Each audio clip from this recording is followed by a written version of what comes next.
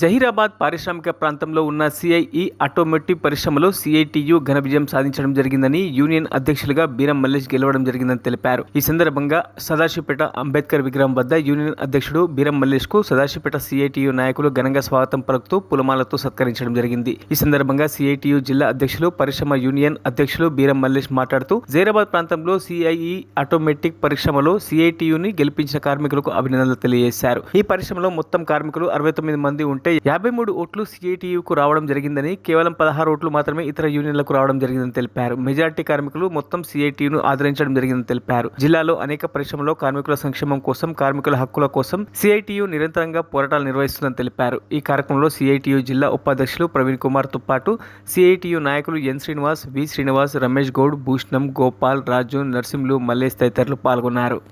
అక్కడ జహీరాబాద్ ప్రాంతంలో ఉన్నటువంటి అన్ని పరిశ్రమల లోపల కూడా ఇవాళ కార్మిక వర్గం సిఐటిని ఆదరిస్తూ ఉన్నారు.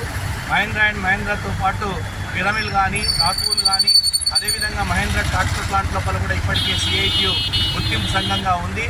అక్కడ చేసినటువంటి కార్మిక వర్గానికి చేసిన ప్రయోజనాలు కానీ, వాళ్ళ సౌకర్యాలు కానీ, మిత్ర ఒప్పందాల ద్వారా వాళ్ళ సిఐఈ కంపెనీ లోపల కూడా మొత్తం కార్మిక వర్గం వన్ సైడ్గా అపోజిట్ యూనియన్కు కనీసపరమైనటువంటి ఓట్లు కూడా రాకుండా సిఐటియును ఆదరించారు, మరి హక్కున చేర్చుకున్నారు. తప్పకుండా వారికి ఇచ్చినటువంటి హామీల ప్రకారం ఆ కంపెనీ లోపల కార్మిక వర్గానికి మేలు చేయడానికి, ఒక మంచి వేతన ఒప్పందాన్ని సాధించడానికి, మంచి బోనస్ ఇప్పించడానికి సిఐటియు ఖచ్చితంగా కృషి చేస్తుందని చెప్పి ఈ సందర్భంగా తెలియజేస్తా ఉన్నాం. అట్లనే ఆ గెలుపుకు సహకరించినటువంటి కార్మిక వర్గానికి నేను ధన్యవాదాలు తెలియజేస్తా ఉన్నాను.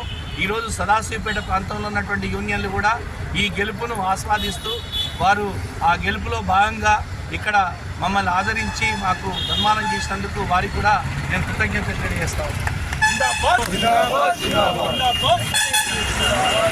మరిన్ని అప్డేట్స్ కోసం మా ఛానల్ని సబ్స్క్రైబ్ చేయండి.